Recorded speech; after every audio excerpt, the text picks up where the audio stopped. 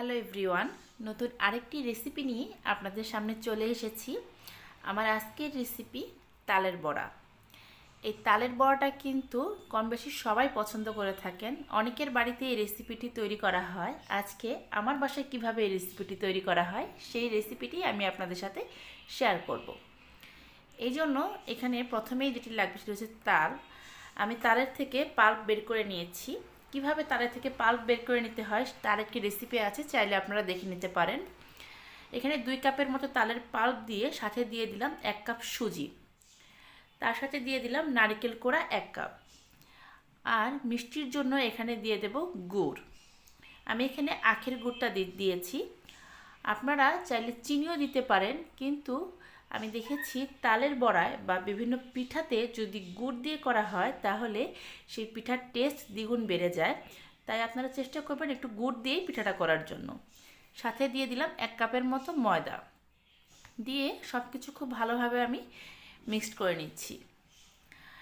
এই ব্যাটারটা কিন্তু আপনারা চাইলে ফ্রিজে রেখে 15 থেকে 20 দিন আপনারা সংরক্ষণ করতে পারবেন। যখন খাবেন তখন শুধু ভেজে নেবেন।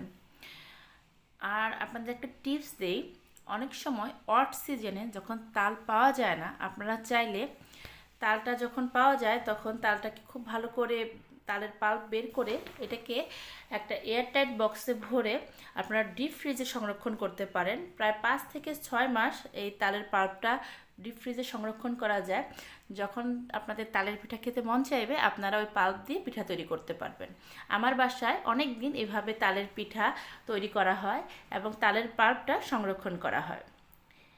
এখন আমি কড়াইতে দিয়ে দিয়েছি সাদা তেল।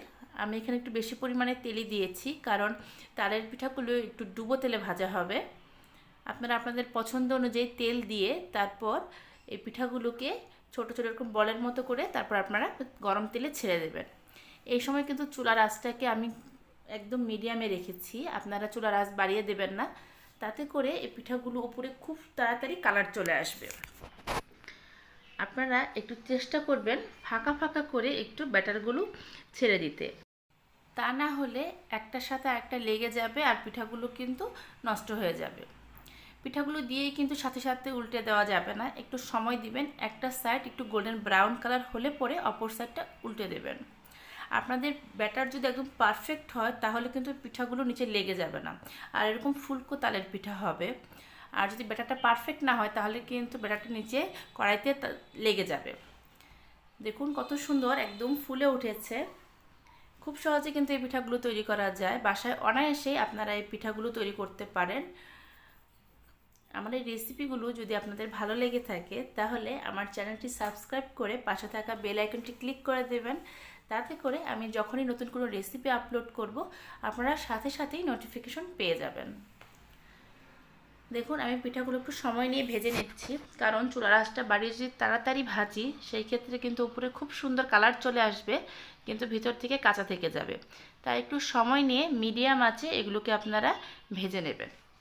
তালের পিঠা কিন্তু গরম অবস্থাতেও খুব ভালো লাগে, আবার ঠান্ডা হয়ে গেলে সেই পিঠার আবার আরেকটা টেস্ট হয়ে যায়। আপনারা অনেকেই আমি দেখেছি যে ঠান্ডা পিঠা পছন্দ করে থাকে, আবার অনেকে গরম পিঠা ভালো লাগে। আমি একটু সময় নিয়ে ভেজে নিচ্ছি। তালের কিন্তু অনেক ধরনের রেসিপি হয়, তালের যেমন এরকম পিঠা হয়, আবার তালের মালপোয়া পিঠা হয়, আবার তালের ক্ষীরটাও কিন্তু খুব ভালো লাগে। আমি আপনাদের সাথে সেই রেসিপিগুলো আস্তে আস্তে শেয়ার করব।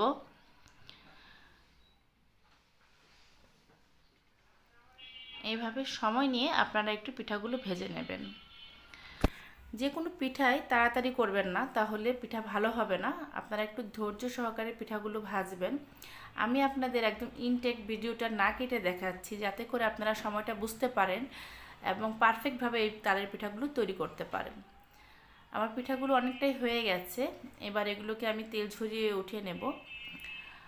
আপনারা চাইলে একটু টিস্যুর মধ্যে উঠিয়ে তারপর এগুলো পরিবেশন করতে পারেন।